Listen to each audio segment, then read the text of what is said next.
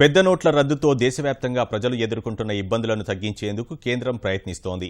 జన్ ధన్ ఖాతాల్లో భారీ మొత్తం నగదు జమ చేసేందుకు, నల్లకుబేర్లు చేస్తున్న ఎత్తులు చిత్తు చేసేందుకు బ్యాంకుల వద్ద రద్దీ నియంత్రణకు కేంద్రం మరిన్ని పరిమితులు విధించింది.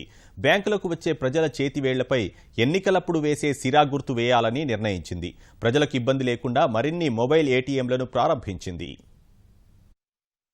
నగదు మార్చుకునేందుకు, ఖాతాల్లోని నగదు తీసుకునేందుకు ప్రజలు దేశవ్యాప్తంగా బ్యాంకుల వద్ద బారులు తీరుతూనే ఉన్నారు. అవసరాలకు సరిపడా నగదు దొరకని పరిస్థితుల్లో తెల్లవారుజాము నుంచే బ్యాంకుల వద్ద గుమిగూడుతున్నారు. నిన్న కొన్ని రాష్ట్రాల్లో గురునానక్ జయంతి కారణంగా ఏటీఎంలలో నగదు పెట్టకపోవడంతో ప్రజలకు నిరాశ ఎదురైంది. బ్యాంకులు తెరిచిన తరువాత కొన్ని ఏటీఎంల్లో నగదు పెట్టినప్పటికీ గంటల వ్యవధిలోనే ఖాళీ అవడంతో బ్యాంకు శాఖల్లో నగదు తీసుకునేందుకు వినియోగదారులు క్యూలైన్లలో గంటల తరబడి వేచి ఉండక తప్పలేదు. గ్రామీణ ప్రాంతాల్లో ప్రజల నగదు అవసరాలను తీర్చేందుకు డీసీసీబీలు, తపాలా కార్యాలయాలకు నగదు సరఫరా పెంచినట్లు కేంద్రం తెలిపింది. తమ వద్ద ఉండే చిన్న నోట్లను బ్యాంకుల్లో జమ చేయాలని ఆధ్యాత్మిక సంస్థలు, దేవాలయ పాలక మండళ్లను కేంద్రం కోరింది. ఫలితంగా నగదు లభ్యత పెరిగి చిన్న నోట్లు అందుబాటులోకి వస్తాయని కేంద్రం తెలిపింది. నగదు రహిత ఎలక్ట్రానిక్ లావాదేవీలను ప్రోత్సహించేందుకు ఒక సాంకేతిక బృందాన్ని నియమించాలని కేంద్రం నిర్ణయించింది. దేశవ్యాప్తంగా కొన్ని ప్రాంతాల్లో ఏర్పాటు చేసిన మైక్రో ఏటీఎంలు ఇవాల్టి నుంచి పని ప్రారంభించినట్లు ప్రభుత్వం తెలిపింది. మరోవైపు దేశవ్యాప్తంగా జన్ ధన్ ఖాతాల్లో అసాధారణ జమలపై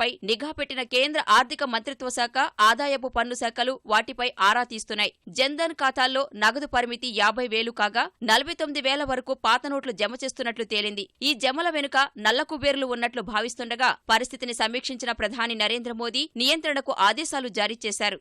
That in many places the same people are coming back again and again. So received reports certain unscrupulous elements trying to convert their black money into white have organized groups of innocent people and are sending them from one branch to another branch to exchange notes and get this 4,000 rupees, and now it is 4,500 rupees.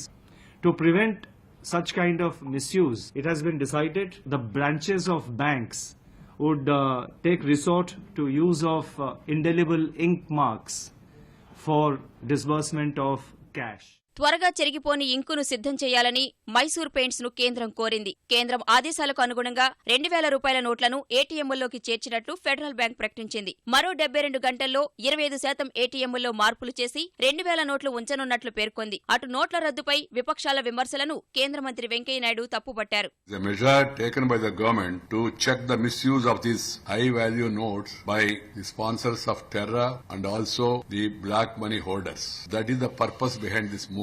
To say that the government have informed some people advance is an absurd allegation. No advance information or no leak was made to anybody whatsoever, because the secrecy is the main ingredient of this entire operation. November 18 వరకు జాతీయ రహదారుల్లో toll రద్దు చేసిన కేంద్రం నిర్వాహకులు నష్టపోయిన మొత్తంలో 75% చెల్లించే అంశాన్ని పరిశీలిస్తోంది.